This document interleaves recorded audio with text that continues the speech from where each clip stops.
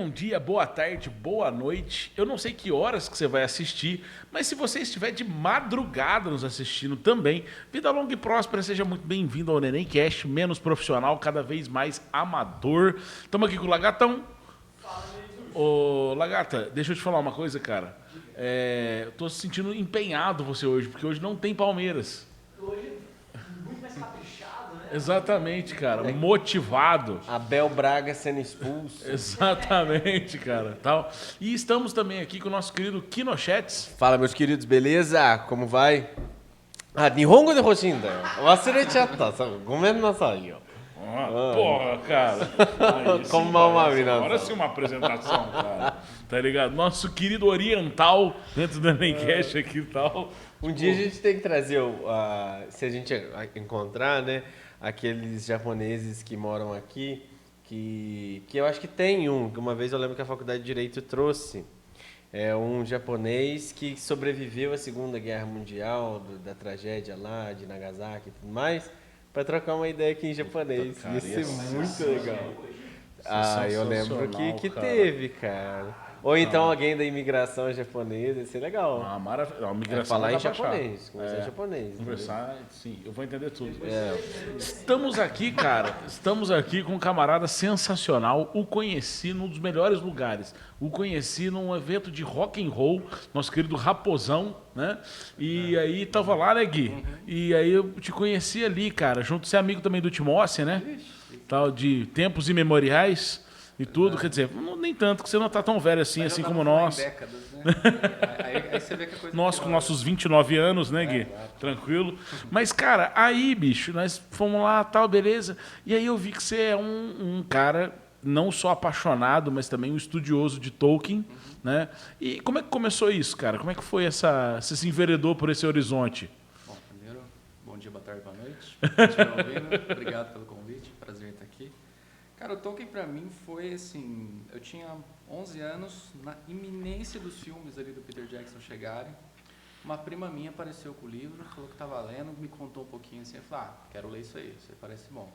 Aí eu li e a sorte é que assim, eu li a tempo de ver o filme, sabe? Então eu fui pro primeiro filme, já lendo tudo. Cara, isso é bom, hein? Isso é bom, primeiro que muita gente no cinema ficava frustrada, não sabia que era 3 partes, né? O pessoal saia xingando no final, não sei se vocês lembram disso. E ali, assim, apesar da proximidade, né, da leitura pro filme, foi um negócio que me fisgou muito rápido, sabe? E o engraçado é que um pouquinho antes eu tinha lido Harry Potter, né, que estava meio na moda também, Sim. e tinha visto o primeiro filme, só que eu tinha odiado o primeiro filme. Porque não era o que eu tinha imaginado. Viajaram. Não Esse paralelo dos Mas eles mudaram também a história, esse né, cara? paralelo dos livros de Harry Potter, apesar de ter a presença da J.K. Rowling, né, na produção, ele é um abismo. Então, por exemplo, tem duas coisas que eu acho que são que são linguagens, e aí a J.K. teve que aceitar, né, algumas coisas. Por exemplo, né, cara, a gente está ali, eu acho que foi 2001, né? No primeiro livro, né, no primeiro filme, ela já queria retratar que o Dumbledore era gay. Só que daí os caras, na época, os diretores, não retrata isso não. Calma lá. Que vai queimar o filme logo de cara tal, que a mentalidade isso que é um filme europeu. Mas, tá ligado? São várias nuances, né? Porque até mesmo para a publicação do livro dela, por isso que é J.K. Rowling, para ninguém saber que ela era uma mulher. Né? Que bizarro, né, cara? Olha que loucura. E olha, e tem um abismo, assim, que eu acho engraçado em Harry Potter, que o Snape olha para o Harry e fala assim, você tem os olhos da sua mãe. Só que o Daniel Radcliffe não tem a mesma cor da Lily no filme. Que foi que interpreta a mãe dele. Sensacional, E tipo velho. isso, velho. Tipo assim, Cara, se você quisesse levar literalmente, Literalmente. Então, essa não é a mãe do Harry. Exato, tá ligado? entendeu? Então, olha tipo, que louco, fala assim, né? você tem os olhos da sua mãe, mas na hora que aparece a Sim. mãe do Harry nas fotos e imagens e tudo mais, você fala assim, não, mas, cara, não tem nada a ver. A cor dos Exatamente. olhos é diferente. Você jogava RPG, Gui? Cara, não muito, assim, eu cheguei no Tolkien antes do RPG. Ah, Porque ok. muita gente faz o caminho contrário. O contrário, no meu caso, Então, tá ligado? Aí depois eu cheguei a jogar um pouquinho, mas assim, nunca fui de jogar muito, não. Eu jogava Magic, né? Essas outras Sim, coisas, os derivados, né? Sim. Mas RPG eu nunca fui muito, não. Mais de videogame. E aí, a sua prima te apresentou? Ela só comentou assim, tô lendo um livro muito legal, chama Senhor dos Anéis, 3 partes e tal. Aí eu falei, vou ler também. E aí eu apaixonei no negócio. E aí cada ano vinha um filme, né? Foram 3 anos de expectativa. E aí cada Filmaços, ano, né, assim, cada vez mais eu sou mais chato, vou lendo mais, vou criticando mais os filmes, à medida que o tempo vai passando. Mas eu acho que é uma realização assim, absurda o que eles conseguiram fazer. Porque ninguém achava que era possível filmar esses livros, né? E mesmo hoje, assim, mesmo parte tecnológica, claro que você começa a ver alguns detalhes ali, mas eu ainda acho que para bem de pé. Assim. Eu acho que a produção de Senhor dos Anéis é uma coisa admirável, por causa que eles fizeram muitas das estruturas. Sim. Né? Não foi aquele negócio de CGI, né? Não. Foi CGI. É. Você chegou a assistir um desenho dos anos 80 Depois assisti. do Senhor dos Anéis, não? Já viu Esse isso? eu não vi, não. Tem um desenho. Eu sei que tem... eu já vi a animação, mas assisti... Sim, eu já vi os desenhos, né? E olha, vídeos e tudo mais, mas assisti. É interessante essa animação. E o Peter Jackson usou mais dela do que ele admite. Entendeu? Tem cenas que ele claramente, assim, eu vou usar... Se inspirou ali. Acho que é mais que se inspirou, mas tem muita coisa ali que ele pegou, sabe? E acho que não reconheceu tanto que devia. Mas é bem legal. Apesar que o cara não teve dinheiro para fazer tudo, né? Ele fez só meio que metade do livro, aí não conseguiu fazer o próximo. Então tem vários problemas. E te despertou, Gui, ir para os outros livros depois? Silmarillion? Foi um negócio curioso, assim, porque apesar da minha prima ter me mostrado, eu não conhecia mais ninguém que tinha lido. O pessoal assistiu os filmes e Assistiu tal, os filmes. mas eu não conhecia ninguém assim próximo que, cara, tem um Hobbit, tem um Silmarillion. Então demorei um tempo para descobrir essa informação, né? Ok. Lembrando, quem tá ouvindo, uma época ainda de internet meio... Não tinha, Não, cara. cara, Exatamente. não tinha A minha Aham. história com o Senhor dos Anéis é um negócio muito engraçado, porque envolve muito disso que você está falando, né? A falha, essa falta de comunicação e o que a gente tem hoje. Porque eu falava, na época, eu queria muito ver Harry Potter. Queria muito, assim. E eu falei pro meu pai. E meu pai, ele não é até hoje. Meu pai é uma pessoa que anda sem carteira, que a carteira dele fica com a minha mãe, os documentos dele ficam com a minha mãe. Meu pai não tem celular, entendeu? Meu pai sabe mexer no celular, mas ele mexe no celular da minha mãe. Então, assim, é uma pessoa muito ali no limbo, assim, né, dessa informação. E eu falei assim, eu quero assistir Harry Potter. E aí eu tinha saído de férias, isso no Japão, e meu pai alugou, na época, um VHS. Eu falei assim, cara, é hoje, velho. Tava de férias, falei assim, nossa, hoje eu vou assistir Harry Potter, Pedra Filosofal, empolgadíssimo. Cara, na hora que eu coloco, meu pai enganou. Ele trouxe Senhor dos Anéis. Olha só.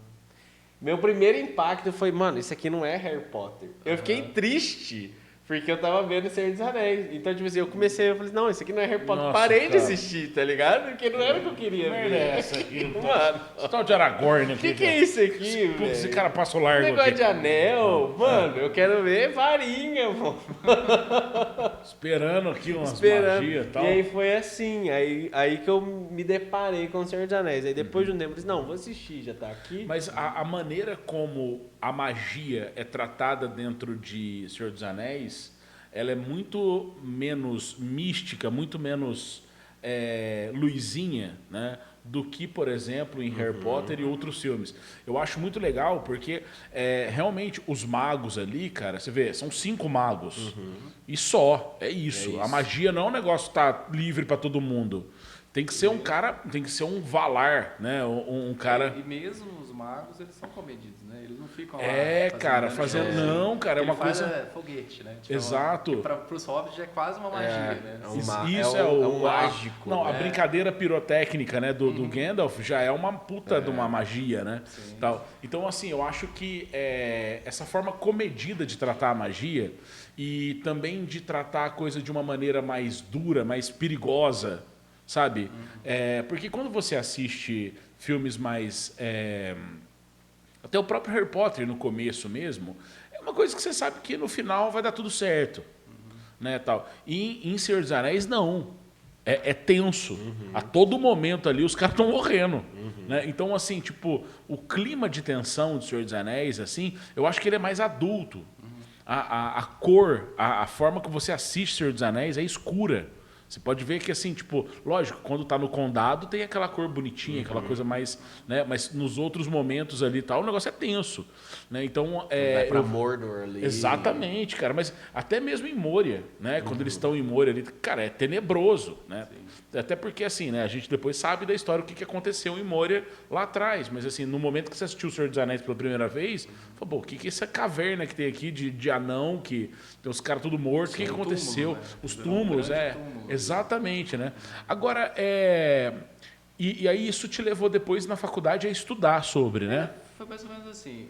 Tolkien foi o primeiro autor que me deu vontade de reler na vida. Sabe assim, eu li o livro não bastou. Eu precisava ler de novo. E lendo de novo, descobri muita coisa que eu não tinha prestado atenção, o que é super normal com qualquer bom livro.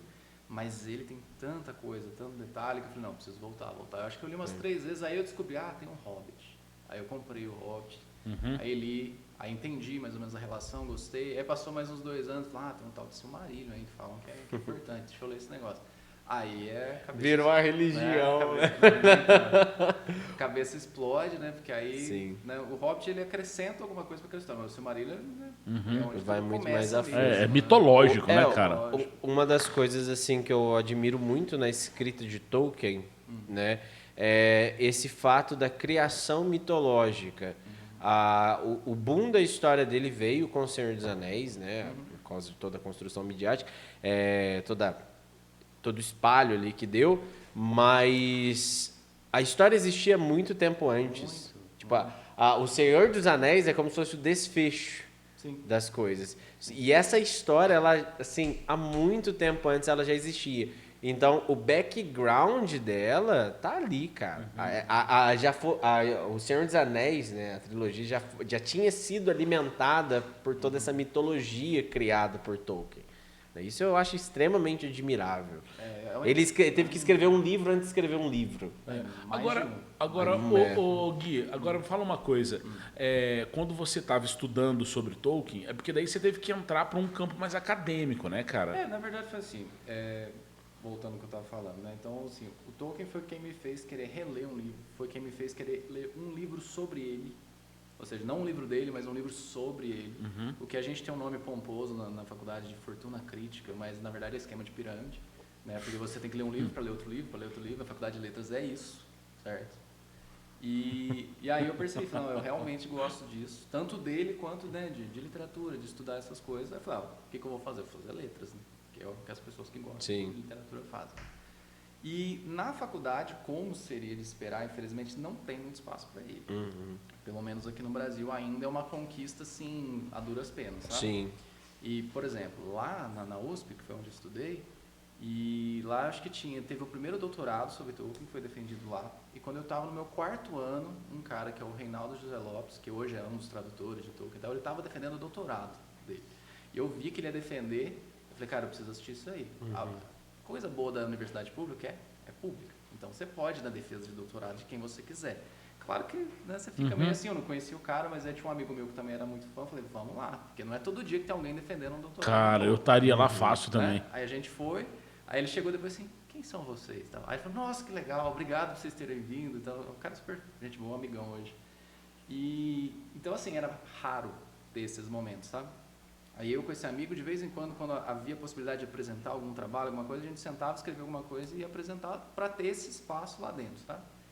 Mas de uns anos para cá, sobretudo 2017 em diante, cara, deu uma virada muito boa.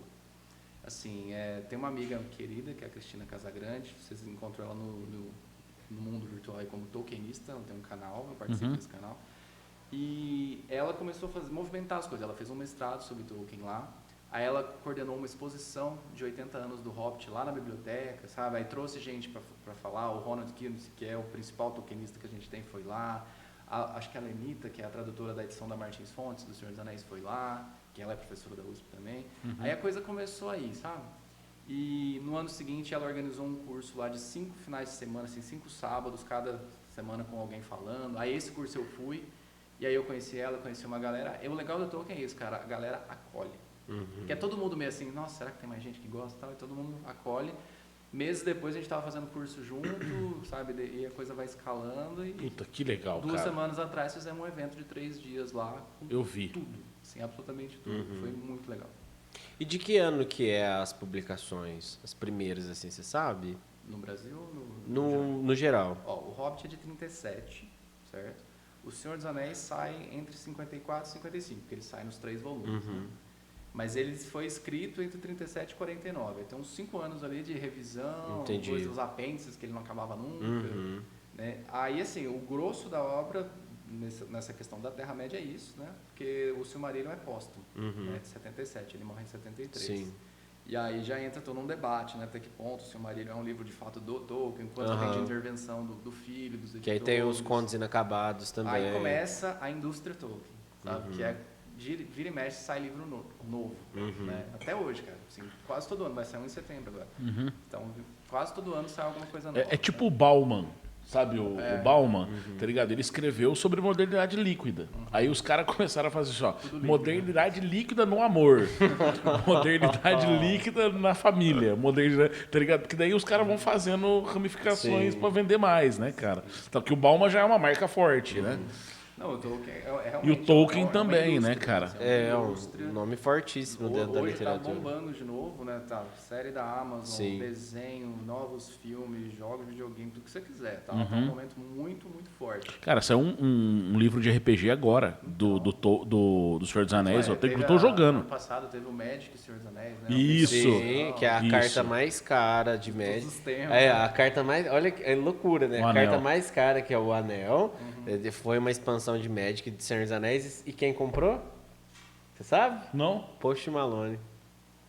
Não é possível. Tô falando. Pagou uma nota. Pagou acho que 2 milhões de dólares. Aí ele comprou depois. Alguém tirou a carta e colocou à venda. E, tá com o Post Malone foi lá e comprou. Porque ele é fãzaço de Magic e Senhor dos Anéis. Que cara tem grana, né, velho? Lógico. Comprar esse negócio aí. Pra ele, 2 milhões. É tipo uma Black Lotus, né, cara? Obrigado pra quem é fã. Né? Agora, uma coisa que eu ia perguntar pra ti, cara, por exemplo, os filmes, eles não são fiéis, né, aos livros exatamente. Né? Eu falo do Senhor dos Anéis mesmo, né? E assim, tipo, por exemplo, isso te incomoda, cara? Te deixa... Cara, você entende que são linguagens diferentes? Total. E quanto mais você estuda uma dessas artes, mais você vê que ela é única por um motivo, né? Um livro nunca vai ser um filme nunca vai ser um livro. Então tem escolhas que têm que ser feitas. E assim, tem uma outra coisa, que é um filme, você fica com o rabo preso com muito mais gente que um livro. Né? A verdade é essa. Assim, todo livro é uma obra coletiva também. Você tem revisor, você tem editor, você tem muitas vezes tradutor, enfim, tem toda uma coisa. Mas um filme, o tanto de crédito que passa no final, né? Tanto de dinheiro que é envolvido. Então, assim, você nunca vai ter aquela coisa assim, tirando aqueles casos de filme de arte, às vezes o diretor já é muito grande, aí ele tem autonomia realmente para fazer um filme dele. É muito difícil ter um filme que vai ser, né, assim, agradar todo mundo é absolutamente impossível. A gente está vendo isso agora com a série da Amazon, que tem tido reações, assim, absurdas, né, pros dois lados, né. O que você achou?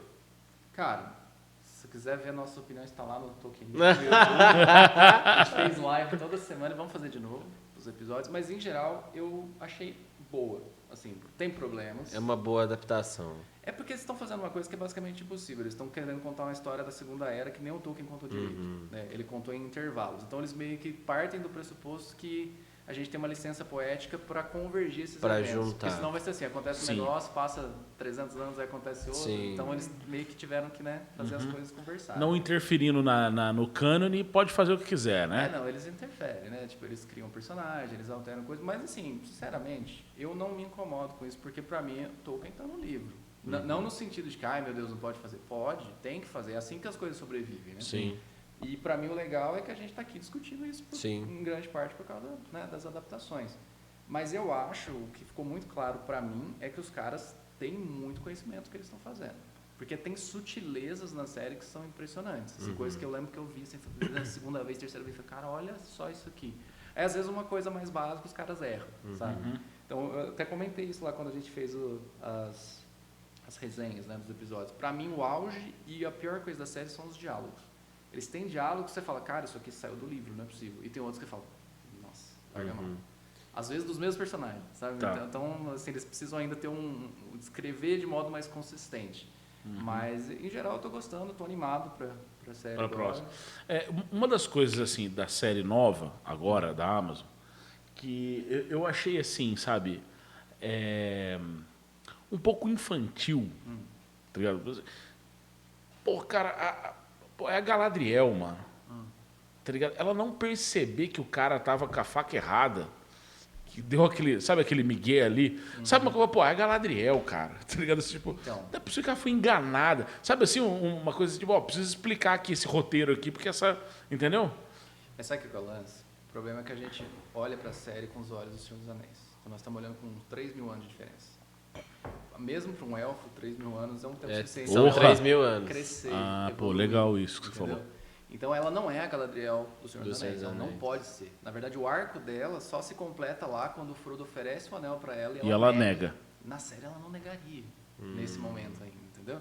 Então, e o Tolkien trabalha muito com isso, entra muita coisa de orgulho, de arrogância, coisa que é óbvio que eles poderiam ver o negócio, mas eles estão tão cegos, às vezes, por um desejo de poder ali. Outro personagem que isso certamente acontece agora é o Celebrimbor, né? O cara que faz Sim. os anéis. Tipo, Sauron vai chegar ali, entendeu? E você olha, como que você vai cair nessa? Não é possível, mas o cara cai, porque ele quer ouvir aquilo, né? O Tolkien trabalha um pouco com isso, A sabe? curiosidade. Pô, legal o que você falou, cara. Eu não Entendeu? tinha pensado por esse lado. É, que você tá olhando É porque o lado realmente assim, eu tô vendo a Galadriel. Pô, a Galadriel, Você velho. Você tem o desfecho, Tipo, né? pô, a lemente das pessoas, caralho. Não é possível que ela não viu a porra da faca ali, tipo, entendeu? Que assim, tipo, aquilo ali mudou a história do rolê, entendeu? sim. Falei, não, mas não é possível que ela não viu, cara. Mas é verdade, você tem toda a razão. E tem uma coisa que os caras fizeram na primeira temporada que eu só fui entender agora e que eu achei legal, que assim, meio que eles abusaram um pouco dessa coisa da Mystery Box, né? De quem é esse personagem, quem é esse personagem, quase quem é esse Pokémon, né? E tal. Isso. Só que a verdade é que eles chegaram num ponto que parecia tão óbvio que ele era o Sauron que a gente fala, não, vai ser outro, não é possível, esse cara é outro. E de repente é ele, que eles meio que enganam a gente também. Então é um pouco a jogada assim, olha, vou enganar vocês pra vocês entenderem como todo mundo aqui pode ser enganado. É uma estratégia ousada, sabe? Assim, Pô, me enganou, velho. me enganou também, porque Tá ligado? num Eu ponto- também, no num primeiro, ponto falei, me aqui, pareceu- tá aqui, achei o cara, tá ligado? E depois falando, pô, esse cara é mó gente boa. Não é ele, tá ligado? Não, ele só quer, né, É. se redimir. Sim, ele tá na redenção dele e tal, entendeu? Tá na jornadinha dele ali. Agora, uma coisa que eu ia. Uma outra pergunta pra ti, cara, por exemplo, nessa questão dos livros do Senhor dos Anéis, essa produção toda, e também o Hobbit que veio antes, né? Tal, mas o Hobbit eu acho que ele tem uma coisa assim mais infantil, né? Uma coisa mais. Acho que talvez mais inocente. Sim. Né, tal, É. que tem a ver com o Hobbit mesmo. Os Hobbits são mais assim, né? Tal. Mas Alegria, felicidade, a coisa mais assim, Fofoca. tipo, isso, tal. E aí, o Tolkien, ele relacionou de fato com a Segunda Guerra Mundial a história do Senhor dos Anéis, porque eu já vi algumas comparações, uma análise, eu vi um historiador falando sobre isso. Ele faz uma análise que a produção industrial dos orcs, né, a batida metálica, a produção debaixo da terra, aquela coisa está atrelada ao nazismo na produção de armas. Né? Ele faz até uma comparação explicando que as guerras estavam sendo testadas na Espanha, né? As armas estavam... Porque como a Alemanha era proibida de produzir arma, né? Ele teve que produzir as armas na Áustria, produzir as armas na área vital, na Polônia. Então, assim, tipo, ele faz uma comparação do nazismo na Alemanha crescendo debaixo da terra. Tá. Né? E aí depois ele faz até umas comparações assim da importância da união dos países, tanto europeus, a união dos países como China, Estados Unidos, União Soviética e tal, né? Que seria a formação da Sociedade do Anel para conseguir vencer esse inimigo, né? Que seria ali a questão de Mordor, essa coisa toda. Né? Até uma comparação que eu achei interessante, né? Porque o Mordor, aquela região, quando você tem os olhos de Sauron, né? Você vai ver que dentro do nazismo representa muito a questão do Goebbels, a comunicação, a questão de estar, né, fomentando tudo isso, porque vai ser um grande propagandista do nazismo, essa coisa toda. E aí, assim... eu me lembro dele fazendo essas análises, que, por uma interpretação dele, trazendo para o contexto histórico, se encaixa, de fato. Mas eu não sei se o Tolkien realmente tinha esse conhecimento tão próximo da política naquele momento. Né? Até porque muitas pessoas naquela época ainda não tinham dimensão que a guerra tinha começado. Né? Porque assim, a galera só vai entender a Segunda Guerra Mundial, fala, pô, começou mesmo uma guerra aqui. A galera não falou assim, ó, pronto, start, galera, agora começou a guerra, beleza? Tranquilo, valendo. Não teve isso. Então foi assim, pô, caiu uma bomba ali, falei, caralho, começou uma guerra. Né? Inclusive a gente pode estar vivendo uma guerra agora, mas a gente não tem essa dimensão. Né? Ninguém falou pra gente, mas daqui a um tempo os caras falam, ó, a gente estava em guerra. Né? Tá, vamos lá. É muita coisa. Mas a primeira, que eu acho que é muito importante, que é uma coisa que irritou muito o Tolkien no primeiro momento, e para isso ele escreveu um prefácio para a segunda edição do Senhor dos Anéis, que sai 10 anos depois, em 65. E aqui é uma coisa assim, todo tolkienista odeia essa coisa, porque é uma das coisas mais óbvias que tem na discussão, mas é que o Tolkien traça uma distinção entre o que ele chama de alegoria e aplicabilidade. Então, a alegoria é o seguinte, o anel, ele na verdade é só uma representação, da bomba atômica, por exemplo, dessa arma que vai dominar o mundo, não sei o quê. Só que o problema disso é que você fecha a história. A história não é nada mais do que uma fábulazinha para contar os perigos da bomba atômica. Ela não é isso, certo? Pelo menos do ponto de vista do autor, ela não é isso. E porque ele fala, a alegoria leva à dominação proposital do autor. A minha história é isso, ela só pode ser isso e você tem que interpretar assim, certo? Se ela fosse isso, a gente não estaria lendo até hoje e discutindo aqui as possibilidades. Aí ele fala, eu prefiro a alegoria, eu prefiro a aplicabilidade. Que isso está na liberdade do leitor. Então, o leitor que vivenciou isso, que tem esses conhecimentos, ao ler a história, ele pode falar, nossa, isso me lembra essas coisas. Então, eu trago para o meu texto, certo? Para a minha leitura disso. A gente faz isso o tempo todo. A aplicabilidade é o que a gente faz o tempo todo e às vezes a gente não admite. Porque aí a gente leva em consideração o receptor, né? Sim. O emissor tem as suas intenções da mensagem. Exemplo, eu estava fazendo a aplicabilidade de One Piece, tá ligado? Assim, Revolução Francesa. Sim. Então, Tá ligado? Mas se você perguntar pro Oda, ele cagou pra Revolução Eu Francesa. acho que nem leu a Revolução Francesa, né? Calma. Sim, pode ser que não, né? Não tenha. Então assim, esse é o ponto principal, porque senão a gente não teria debate sobre nada, né? E o modo como a gente lê Tolkien hoje é totalmente diferente de quem leu lá nos anos 50 e por aí vai, certo? Dito isso, o Tolkien tem uma experiência em primeira mão com a guerra. Ele lutou na Primeira Guerra, ele saiu da guerra, ele lutou na Batalha do Somme, ele saiu da batalha lá com febre das trincheiras, quase morreu. É no hospital que ele escreve alguns dos primeiros esboços do livro dos Contos Perdidos, que é o pré-Silmarillion, sabe? Então ele tem muito disso, ele perdeu 2 amigos pelo menos, 2 grandes amigos na Primeira Guerra. Que é o Frodo e o Sam, brincadeira. Mas há ecos disso. Não, você já viu o filme do Tolkien? A biografia? A biografia? Tipo, ele trata desses assuntos. Ali eles pegaram bem essa coisa. Então, assim, ele tinha essa coisa. Ele falava que o gosto dele por histórias de fadas, literatura, é uma coisa que já veio da mãe dele, mas que a guerra atiçou isso mais ainda, sabe? No sentido assim, é isso aqui que eu vou me apegar para sobreviver mesmo, né? Ele cria um mundo porque tem um mundo ruim, tem um mundo que está sendo devastado, né? E ele está criando um outro. Pra você ter ideia, num dos primeiros esboços dele, os primeiros dragões do Tolkien são dragões de metal, quase feitos em produção industrial. Eu acho que é mais Isso lá nos anos 1917. 18. Ele trouxe a vivência, né, pra fábula. Os né? dragões eram de metal? Então, quase máquinas mesmo, os primeiros. Depois ele abandona um pouco essa ideia, aí vira os dragões que a gente conhece. Nossa, genial, Mas cara. tem um pouco isso, sabe? E Aí depois Yu-Gi-Oh! Aproveitou e fez o dragão negro dos olhos do brincadeira. Verdade. E aí depois, quando você vai pro Senhor dos Anéis, ele está escrevendo praticamente no período da guerra, né? Ele começa em 37, então um pouco antes, mas durante todo o período da guerra ele está escrevendo. A guerra afeta de várias formas. Uma das formas é a parte editorial, porque a guerra levou a escassez de papel, que fez o preço ficar muito caro e foi impossível publicar o livro em um volume só. Entendi. E aqui eu já aproveito para falar uma coisa que o pessoal sempre confunde, né? Falar, o Senhor dos Anéis é uma trilogia. Não é. O Senhor dos Anéis é um livro só, que foi dividido em 3 por uma decisão editorial, certo? Ele é um livro só que dentro dele ele tem um prólogo e 6 livros, que é a divisão que ele faz, e os apêndices, certo? Tanto que, olha que loucura, a primeira edição brasileira, essa aqui, ela é uma edição meio pirata, tá, gente? Eu posso mostrar aqui, Claro. na... Esses 2 que eu estou te mostrando, eles correspondem só à Sociedade do Anel, porque no Brasil saiu em 6 volumes, não em 3. Você tá brincando, Foi o único lugar do cara. mundo que fez isso. 6 volumes. Putz, 6 cara, volumes. Lagatão, você joga... Dá pra... Tanto Olha que isso, cara. os nomes são diferentes, Olha, né? o Povo do Anel, a Terra Mágica. Caraca. Aí tem outros 4, né? Até chegar no Retorno do Rei mesmo.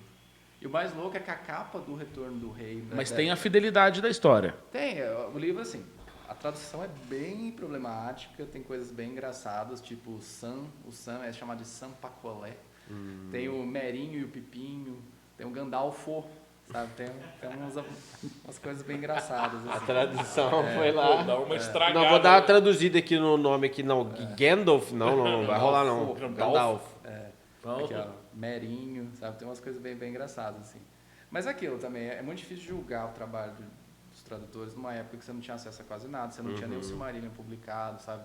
Com quem que você ia debater a tradução de um livro complicado desse?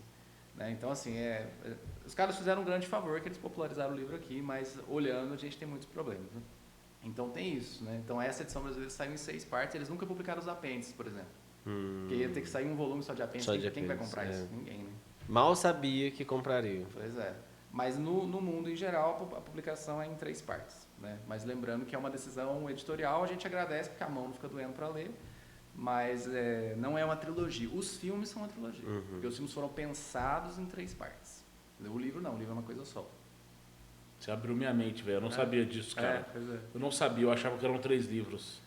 Assim, o objeto, né, são 3 livros, mas a rigor é isso aqui, ó. É um livrão só. É um livro só. Que ele é pensado dessa forma, né? Ele tem a divisão interna dele, que faz todo sentido, mas ele é desse jeito. E uma outra coisa que eu ia te perguntar também, cara, hoje nós estamos conversando com um cara foda de Tolkien, tá ligado? Então, assim, eu conheço o Tolkien, assim, eu já li O Senhor dos Anéis e tal. Eu ia até comentar uma coisa nada a ver aqui. Tem um amigo meu que chama Bruno Lamarão, o Bruninho. E o Bruno Lamarão, cara, ele teve, assim, tipo, eu falo assim, tem uns caras que são cagados, assim, quando nascem com a família certa. Os pais dele, tio Marquinhos e a tia Cláudia, os pais dele liam O Senhor dos Anéis pra ele na infância pra dormir, cara. Você tem noção disso, cara? Liam e colocavam uma musiquinha. Eu se eu tiver, Entendeu? se eu tiver filho assim, eu vou ler Sandman. Tá bom? Sim, cara, exatamente. Assim, Mas entende, imagina assim, Com toda certeza. mas imagina a probabilidade, os pais, por causa que o pai é psicólogo e junguiano, e aí por causa disso ele caiu em Senhor dos Anéis, e aí ele foi ler para os filhos, né, para a filha Carol e o Bruninho desde pequeno, cara. E aí a gente entra num assunto que é bem tolkieniano, que é várias histórias do Tolkien surgiram de certa forma desse jeito, só que ao invés de ler, ele criava as histórias para os filhos. O Hobbit surgiu assim, uma narrativa oral, até que chegou um ponto que o filho dele, o Christopher, que é o que virou o herdeiro literário dele, o principal editor, falou assim, não pai, ontem a porta era verde, não era azul. Ele falou, moleque dos diabos, tem que escrever esse negócio, entendeu? E aí ele escreve, e o legal do Hobbit é o seguinte, é um livro que ele surge meio à parte, só que aos poucos, você vai notando, ele vai sendo fisgado por essa mitologia que o Tolkien já tinha vinha desenvolvendo há 2 décadas, certo? Quando ele chega no Senhor dos Anéis, porque assim, ele publica o Hobbit lá em 37, é um sucesso, não é um sucesso absurdo, mas é um sucesso, a ponto da editora chegar e falar, faz o Hobbit 2.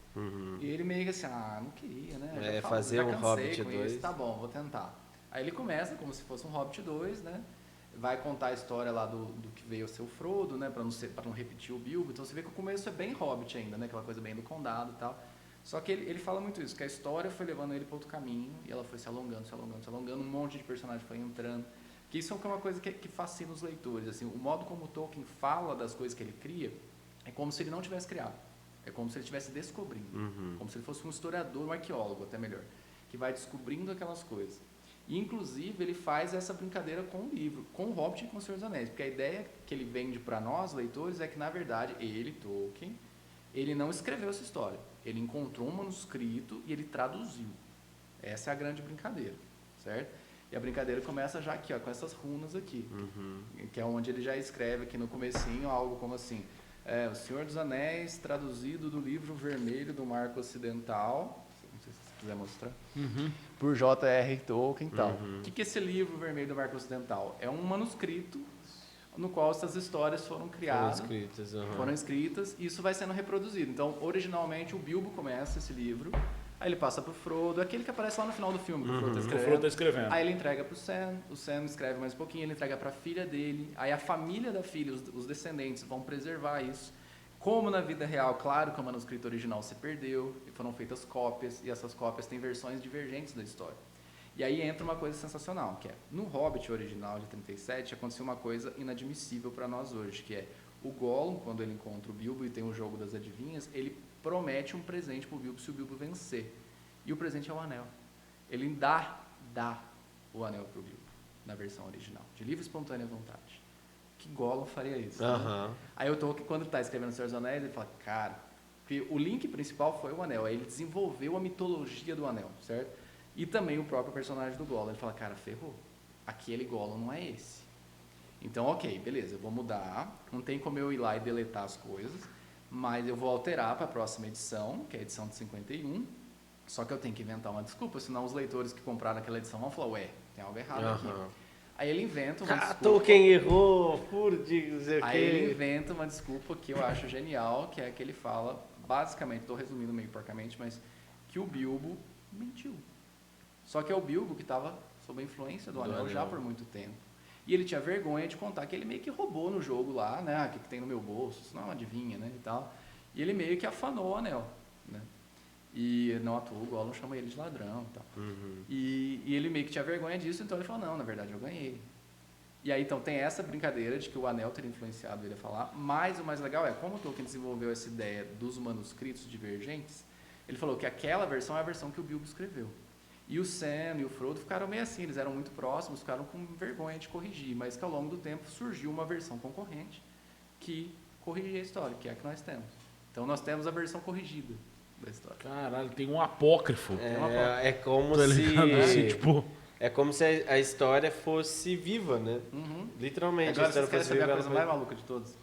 Quando o Senhor dos Anéis foi publicado, lá na Inglaterra, eles previam que ia vender bem, mas não previam que ia ser o sucesso que foi. Naquela época não tinha processador de texto. Era na tipografia, o cara tinha que montar a chapa de metal, letrinha por letrinha, um trabalho desgramado para um livro desse tamanho, certo? Aí o que a editora pediu pro cara lá da gráfica? Falou, não desmonta essa chapa aí que nós vamos provavelmente imprimir mais. O cara, deixa quieto, fazer outras coisas. Desmontou. Aí eles falaram, precisamos de mais.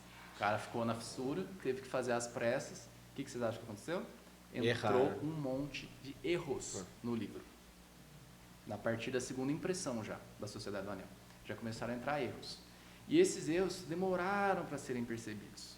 Então, meio que cada edição às vezes corrigia um negócio. Aí só lá nos anos 2000, que teve um casal tolkienista bem famoso, que é o Wayne Hammond e a Christina Scoll, eles fizeram uma força-tarefa. Foi a primeira edição baseada em processador de texto. Eles fizeram umas 300 a 400 correções no livro para a edição de 50 anos, certo? No ano seguinte já tinha uma errata, porque já tinha mais problema, eles não perceberam coisa. Aí 10 anos depois saiu a edição de 60 anos, que corrigiu mais coisas. E esse ano é o ano dos 70. Eu não sei ainda se vai sair uma edição, mas é possível. Tudo isso para dizer o quê? Dos anos de 1954 até hoje, a gente não tem um texto final do Senhor dos Anéis. Para mim, esse é um caso exemplar da vida imita a arte. Exatamente. Porque o Tolkien quis fazer essa brincadeira, certo? E olha o que ele causou. E ele conseguiu. Cara, conseguiu fazer a brincadeira. Agora, assim, é que você ficou falando, eu fiquei imaginando. Se o livro do Tolkien, que foi escrito em 37, já deu toda essa treta, imagina a Bíblia.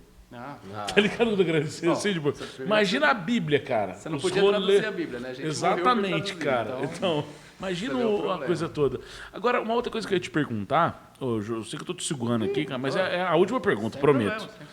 O Hobbit é bom, tô brincando. O filme. Não. Não, filme não. O que eu ia perguntar pra ti é porque o Tolkien era muito amigo do Lewis. Sim. Né? E os dois ali tinham até C.S. algumas... Lewis. Isso. Eles tinham até ali um trocava... Falou, o que você acha disso? Sim. Né? Eles tinham ali uma barganha intelectual. Eles tinham um grupo, na verdade. Um grupo que Isso. chamava Inklings, que eram os dois e mais outros professores oxfordianos ali. Em geral, todos homens brancos cristãos.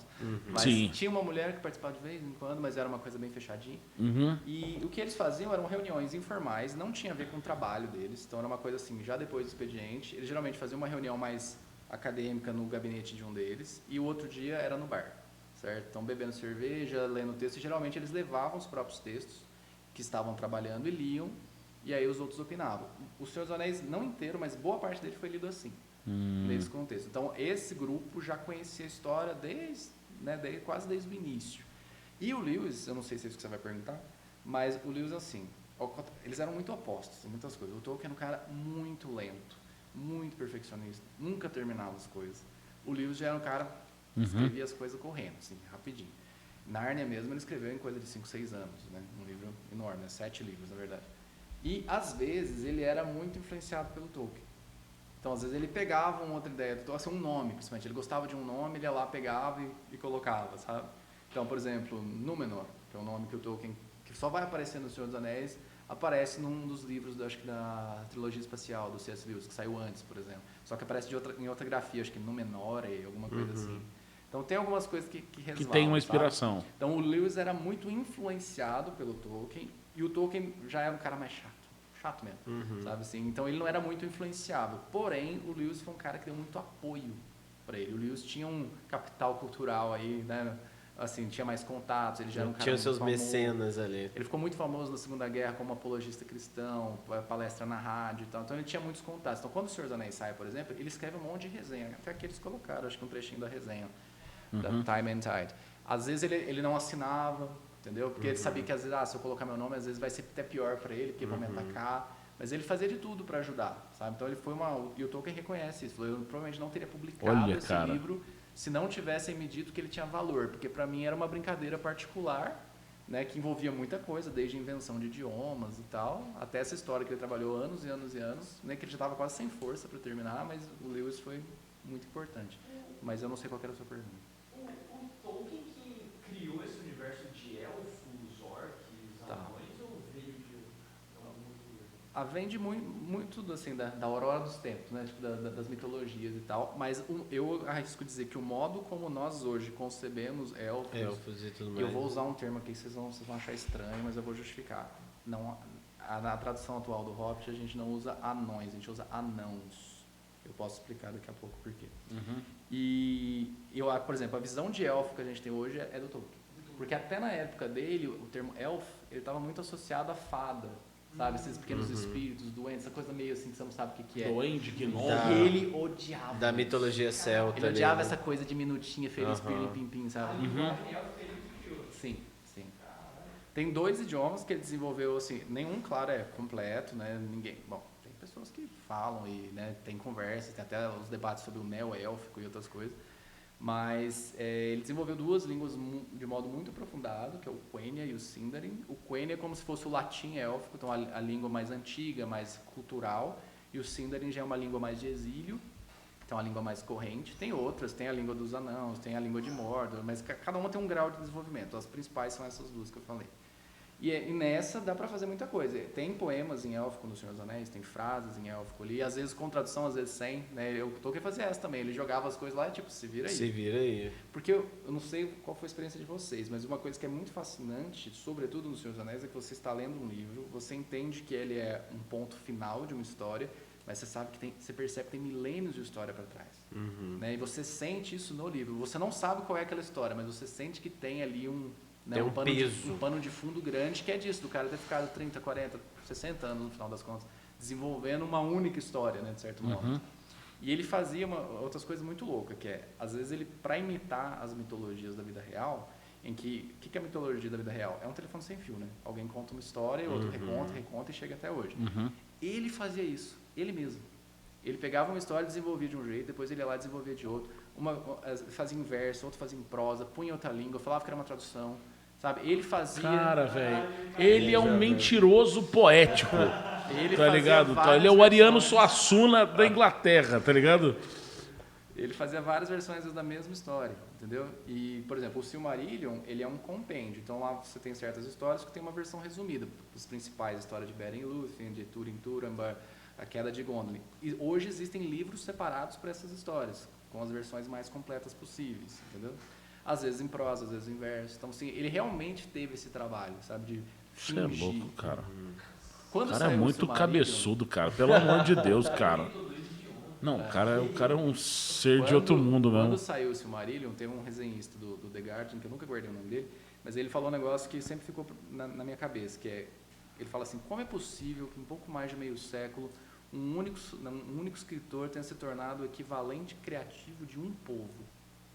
Que é mais ou menos isso que ele fez. Sim, cara, é Né? exatamente. Assim, ele realmente conseguiu construir um universo assim, muito completo E com essa brincadeira de que, na verdade, é o nosso mundo, só que numa época imaginária. Sim. Né? O pessoal até brinca que o Senhor dos Anéis é uma espécie de romance histórico numa época imaginária. Exatamente. Né? Porque você lê, você tem essa fidelidade, você sente, cara, isso aqui deve ter acontecido, não é possível.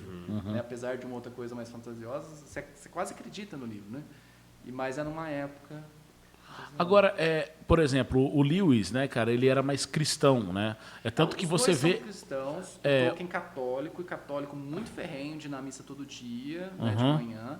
E o Lewis era meio ateu, na verdade. Aí ele passa de ateu meio que para, não sei se é deísta o termo. E aí é um momento que ele se converte, e ele se converte muito por causa do Tolkien. Só que para tristeza do Tolkien, ele virou anglicano. Ah, tá. Porque, por exemplo, muitos elementos dentro de Nárnia são cristãos. O próprio leão. Você vê o leão, a questão dos 4 príncipes, que representa cada um dos evangelhos, essa coisa toda. Mas A armadura. isso, A armadura é Gálatas. exatamente. E aí, por exemplo, o Tolkien ele já foi para esse lado mais da cultura pagã. Porque ele buscou elementos, né, que são dos povos que eram chamados de bárbaros pelos romanos, né, e ele resgatou esses elementos da cultura celta, da cultura, enfim, né, da cultura dos povos bárbaros como um todo. E assim, tipo, por exemplo, para ele isso não incomodava, por ele ser cristão.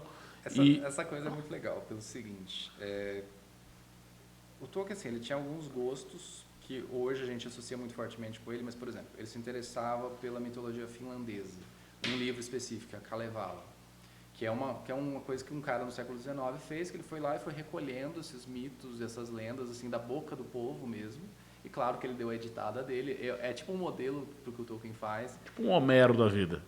Só que imagina vários Homeros, assim, né? Como se fossem vários aedos que ele vai recolhendo a coisa e cria um livro para, naquele momento, do Estado-nação, a Finlândia está dominada há muitos séculos, precisa, né, ter uma imagem para ela, então ele tenta criar essa cultura propriamente finlandesa. Para variar, como toda cultura, ela é plural, né, ela nunca é pura. E, então tem isso. Ele se interessava pela mitologia nórdica, pelos textos de origem nórdica, de modo geral, sobretudo os islandeses, né, tanto as sagas quanto os poemas. Tem a coisa do inglês antigo, que é uma coisa muito louca, que é o Old English, né, que é o anglo-saxão. Que é inglês, mas assim, ele parece mais alemão hoje. Assim, para quem fala inglês hoje, não fala Old English de jeito nenhum, certo? E o Tolkien era professor disso. Ele deu aulas de anglo-saxão e depois de Middle English, né, que é o inglês médio ali. E tudo isso é pré-Shakespeare, tá? Shakespeare já é inglês moderno. Sim. E nessas culturas, são culturas que os textos que sobreviveram, em geral, são textos que falam do mundo pagão, mas a partir de uma ótica cristã. Então essa mistura já estava nas leituras que ele fazia.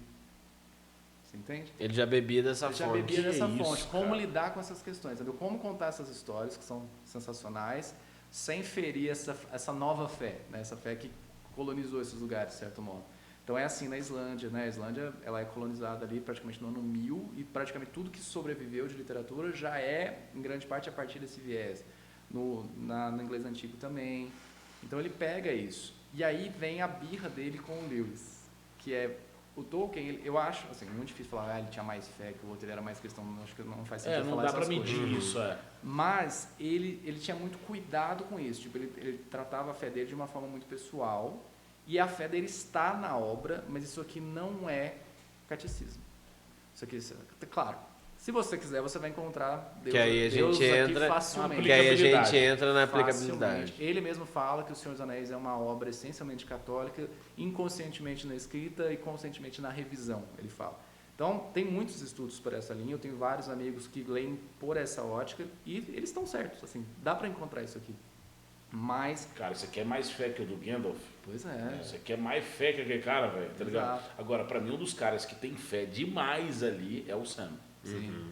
Tá ligado? O Sam é absurdamente assim. Na verdade, pra mim, ele é o herói. O Tolkien achava também. Tá ligado? Pra mim, o Essa Sam é o herói. Assim, Com toda tipo, certeza. tá Aí ligado? tem uma boa discussão. Só que aí você entra em várias coisas, né? Por exemplo, ele é o herói, mas ele jamais provavelmente conseguiria destruir o anel. Precisava de alguém ali para fazer isso. E essa pessoa tem que ser abnegada. Então ela nunca vai ser um herói do nosso modelo de herói, que é um herói forte. Né? O Frodo não tem como ser o Aragorn, mas o Aragorn falharia. E o Frodo falharia também, era inevitável. Né? O Tolkien escreve isso. Ele precisava falhar. E isso é uma coisa muito louca do Senhor dos Anéis. Tem várias coisas muito loucas. Uma delas é isso, que é uma demanda que ela é bem sucedida, em certo sentido, porque o anel é destruído e tal, mas o Frodo falha no momento derradeiro. né? Ele não aceita destruir o anel. Aí você tem toda aquela coisa de vários temas que vão aparecendo na obra, a questão da piedade mesmo, né? A piedade que o Bilbo teve com o Gollum, que ele não matou o Gollum, e que o Frodo teve, o Sam teria matado o Gollum, provavelmente. Provavelmente, Sim. cara. Passada a peixeira. Então, né, você precisa ter esse equilíbrio, né, para a coisa funcionar. E, É um yin e yang muito bonito, né? O Sam e o Frodo. o Tolkien trabalha muito com essas duplas, né? Você vai ter o essa próprio Merry dualidade. Pippin, você vai Sim, ter maniqueísmo várias aí. oposições, né? Você vai ter o próprio, seja o Gandalf e o Saruman, seja o Aragorn e o Boromir, né? Você tem Sim. várias oposições ali. Pra mim, as barbárvores representam a igreja. Pra mim. Nunca pensei assim. Porque as decisões das barbárvores é muito lenta. A igreja, quando faz um concílio é de 17 anos. Você imagina, vou discutir 17 anos para tomar uma decisão. Porque, assim, a igreja, cara, ela tem 2000 anos. Ela não faz uma atitude para preocupar com amanhã. A igreja vai falar daqui 500 Até a anos. eternidade, né? Tem que Então, pensar assim, você imagina exatamente. Então, assim, ela é uma barbárie, ela é uma árvore, ela é um ente, entendeu? Então eu tenho essa impressão nesse sentido, entendeu? As barbárvores representam assim esses grandes impérios, como a própria igreja, entendeu? E os entes, você tinha perguntado, os entes são uma criação do Tolkien. Isso. Então, isso é uma coisa que ele realmente inventou. E você vai encontrar ele em vários RPGs, Magic Sim. e tal. Né? Direto, Certo? então. Mas os outros não. Né? Os outros ele deu a cara dele e virou a cara principal. A releitura, né? A releitura é tão forte que virou canônico. Virou. Ah, você tinha falado dos anãos, né? Que eu não expliquei. O que acontece? Quando saiu o Hobbit, o Tolkien usou um plural para a palavra dwarf, que era dwarves, V-E-S, certo? E esse não era o plural comum à época. O plural comum era FS, dwarfs. Sim.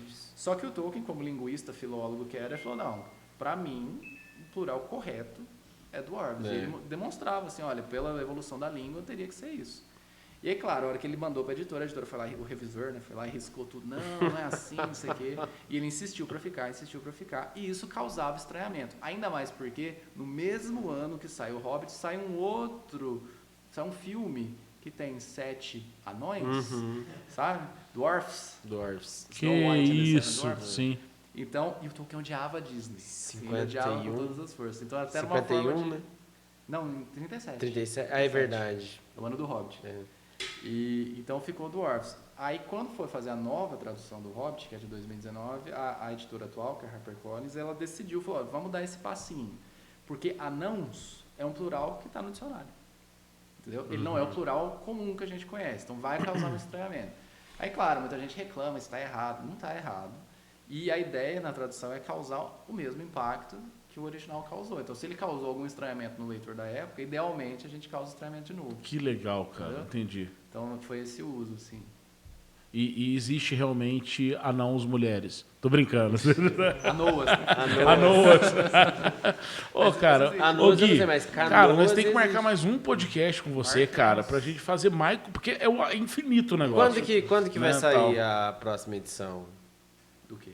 Que você comentou. É provável de 70 anos, né? 70 eu anos. ainda não vi assim, um anúncio oficial, mas teoricamente seria esse ano. Né? Porque Não, quando sair, vamos marcar esse papo de Sim, novo, cara. velho. Não. Você tem que montar um clube do livro aqui em Pouso Alegre. aliás, é uma coisa que ó, quem estiver ouvindo. se Na tiver verdade, não é interessado, não. Interessado com uma galera que vai Ah, pular no C, cara. Eu já Vamos tive fazer, o Clube então. do Livro e eu, cara... Não, tô falando é sério. bom Tem que demais. montar um puta clube do livro sobre Sim. Tolkien, cara. Vamos fazer. Tá então. ligado? Ó, eu queria só mostrar duas coisas pra vocês. Pois não. Talvez o pessoal não conheça, né, e tal. O Hobbit, né, ele é um livro... Ele parece muito simples para quem lê pela primeira vez e tal, mas ele tem muitas camadas. E saiu lá em 88, se não me engano, uma edição que chama O Hobbit Anotado, que é exatamente isso, é o Hobbit cheio de notas. Esse livro foi sendo atualizado e ele saiu no Brasil em 2021, esse bonitão aqui. Deixa eu mostrar aqui. Caramba. Porque normalmente o Olha, Hobbit é leve. um... Olha aqui, É cara. fininho, né? E aí, Você conhece esse dragão aqui? velho? Eu vou falar dele? Smoke. abre o livro pra você ver. I am fire. Ai, é uma das cenas que eu acho que mais Ó, salva. Ah, você repara tá aqui, ó, você brincando. tem o texto do livro no meio, aí na fonte maior. Ó, tem o do meio o texto. Tirou de mim, velho. Eu Geral. tava querendo, curioso pra ver. E nas laterais. Nas laterais as notas, certo? Que são notas de leitura. Então, por exemplo, né, há momentos aí que o cara compara, olha, na edição de 37 era assim. Então, por exemplo, o Gollum entregando o anel tá aí. Você consegue ver nessa leitura das bordas quando você vai pro capítulo 5. Tem um monte de ilustração, de coisas do mundo inteiro. Então, assim, é uma edição muito, muito Olha as recomendada. ilustrações, cara, da época. Puta, cara, não acredito. Olha o mapa, velho. Olha o Smog aqui, ó, queimando a cidade. Putz, sensacional, cara. É legal que assim eles realmente compilaram ilustrações do mundo inteiro. Então, e é muito legal ver como as culturas imaginam uma mesma cena de forma Sim. totalmente diferente. Então, você tem muita coisa assim, sei lá, da Eslováquia, da Rússia. E é muito legal, assim, para comparar, né? Então, assim, ó, tem várias imagenzinhas, tem coisas de propaganda da época. Olha que legal. E É quase Meu um Deus, compêndio, é um... é um livro, é um estudo. Então, assim, ó, Sim. você leu o Hobbit, gostou, você quer aprofundar? É isso aqui. É isso aí. Entendeu? Aí vai ter capas, eles comparam versões, tem muita coisa, tem uma introdução bem alentada, tem coisa, bibliografia no final. E esse aqui é um livro que, para mim, ele é muito especial porque eu tive o prazer de traduzir essas notas. Essa tradução é minha. Aqui, ó. Foi você que Sério? traduziu, Olha que Gui. legal. Não o Hobbit, certo? Essas notas. Essas notas. Essa parte todas essas notas aqui, que dá umas 200 Ca- páginas no Word. Olha só. Eu que traduzi. Caralho, Que coisa velho. foda, Aqui, Do ó, inglês. Gui, aqui, Do inglês. cara, Guilherme é essa fera aqui, velho. Caralho, velho, que da hora. Pois é. Pô, mas então você entende da linguagem. Não, é que aí é o inglês, né? Tipo, Aham, não tem sim. as línguas élficas, eu não entendo nada. Mas, assim, o legal é que, às vezes, do nada, por exemplo, aparece um poema, aí pra gente que traduz é um inferno, mas aparece um poema que é um proto-Gollum, tipo, é uma figura que o Tolkien criou no momento, aquela coisa meio magrinha, meio visguenta, que vai passando assim, aí você fala, olha, parece o Gollum aqui. Às vezes você pega uma referência de um texto que ele gostava, né? Aí aparecem os poemas aqui do lado. Então, é muito legal esse livro, assim, para quem quer aprofundar. Coisa foda.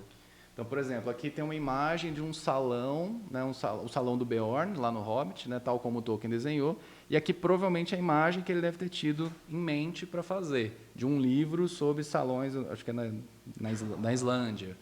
Então, assim, é muito completo, sabe? Vale muito a pena conhecer. E tem essa edição aqui magnâmica do Senhor dos Anéis, em volume único, toda ilustrada pelo Alan Lee, e a capa toda é a ilustração. Aí é um tijolão, né? Esse aqui não é O pra... Alan Lee é aquele inglês. É, o Alan Lee Sei. é o ilustrador. O Ó, ilustrador. ó o olifante Olha que coisa aqui, ó. linda. Ó que maravilha. Se quiser Isso é mostrar. Caralho, velho. Peraí. Ui, aqui tá bom. Esse é livro pra... Olha isso, cara. E aí tem um monte de ilustração. É muito, muito legal. E olha o Hobbitzinho bem na beirada. Pra mostrar o tamanho do vídeo. Sabia que o Legolas surfava. Tá ligado? Se o Legolas era muito pica, né? Tá na mão aqui. Que isso, cara. Essa é a última tradução que saiu. Ela saiu em 2019 também. É a tradução do Ronald Kirmsey. E tem um detalhe sobre essa tradução, que é o seguinte. Você tá nela também, você fez... Eu revisei. Fui o revisor da tradução. E tem o interessante é o seguinte, eu falei para vocês que o Senhor dos Anéis lá na Inglaterra tem essa coisa, né, do livro nunca ser o mesmo, né, até hoje ele muda. No Brasil, de certa forma, porque essa primeira tradução aqui dos livrinhos, ela tem vários problemas, ela não tem os apêndices, né, ela tem coisas faltando, beleza. Quando saiu essa da Martins Fontes, que é a que a maioria das pessoas conhece, porque é a que estava na época dos filmes, é o que consta na dublagem, na legenda dos filmes, né, ela é de longe a mais conhecida, que o pessoal tem um apego emocional, só que ela tem alguns problemas. E o maior deles é que no processo de revisão, que era feito provavelmente na época, ela saiu originalmente em 94, então, né, quase pré-internet, certo? Provavelmente era feito por correio, então o tradutor recebia o papel em casa, traduzia, mandava. Alguns trechos meio que se perderam. Então, ela não é completa. Então, às vezes, você tem uma palavra faltando, você tem uma linha faltando, você tem um parágrafo faltando. Então, desculpa destruir a infância aqui de muita gente. Você Mas se, leu se vocês leu só leram esse, essa, vocês você leu nunca leram incompleto. tudo. Caramba, Mas- velho. Pela preguiça do tradutor. Não, Não, não, às não vezes é é preguiça. preguiça, tradutor. mas às vezes é uma carta que não chega, ou então na hora de anexar duas É o cartas... processo, é o processo, é a cara. falha do E processo. é muito louco. Eu, como revisor tradutor, eu posso atestar isso. O cérebro faz coisas que a gente não imagina. Às vezes você traduz uma coisa ao contrário. Você traduz um adjetivo, você põe ao contrário. O seu cérebro prega peças em você. É por isso que precisa revisar, sabe? Só que eu não sei como foi o contexto de produção desse livro, mas deve ter tido esses vacilos, entendeu? Porque isso acontece mesmo. E a tradução é muito boa, apesar desses probleminhas. Ela, pensando na época que ela foi feita, ela é muito boa. São 2 professores da USP que fizeram, só que esses professores não são especialistas em Tolkien. E isso faz diferença na hora de traduzir. Então, a editora atual, que é a HarperCollins, o que eles fizeram? Eles compraram os direitos em 2018 e eles montaram o que eles chamam de um conselho de tradução. nos moldes dos conselhos de tradução da Bíblia. Que é um grupo de pessoas, não é um grupo tão grande assim, que vai traduzir as obras e eles vão conversar entre si o tempo todo para se afinarem, entendeu? E para um ajudar o outro. Então, aí tem todo um processo. Eles já estão aí há 6 anos já publicando, já foi muita coisa. E isso permitiu que essa edição, por exemplo, seja absolutamente completa. Não tem nada faltando aqui, eu garanto, eu revisei. Não tem nada faltando. Pode ter problema, pode ter errinho, porque isso acontece mesmo, mas o bom é que, como é um livro que vende muito, na próxima impressão você já arruma. E aí continua a saga do Senhor dos Anéis, que nunca é o mesmo livro, sabe? Tem essa brincadeira, assim. Sensacional, Então, cara. É isso. Coisa foda, né? Que isso, cara. Então, se você não leu O Senhor dos Anéis ainda, compre a edição da HarperCollins. Tem de todo jeito. Tem esse volumão único, tem volume pequenininho. Não, mas é volume da hora o grande. volumão, né, cara? É que ele é péssimo para ler, né? Vamos ser honestos. Segurar isso aqui Ah, dá sim, um é. trampo. Dá uma canseira. Mas tem a edição em 3 volumes com capa dura, tem 3 volumes com capa mole, o que você quiser. Então, é um livro que todo ano sai alguma edição diferente. O Hobbit, mesma coisa. Então, tem todo tipo de edição para todo tipo de leitura. Maravilha. Já pode marcar a parte 2, tá? Vamos marcar. Vamos Que marcar, isso, já cara. tem que Ô, comentar Gui, dos redes filmes, sociais, né? cara. Cara, meu Instagram, Gui Mazafera, com ZZ, Aham. e no Facebook, Guilherme Mazafera. E para quem interessa por Tolkien, sigam lá Tolkienista, @Tolkienista, que é da minha amiga. Às vezes eu participo lá, nós vamos fazer a cobertura da série. Então, quem quiser. entre em Maravilha, contato. cara.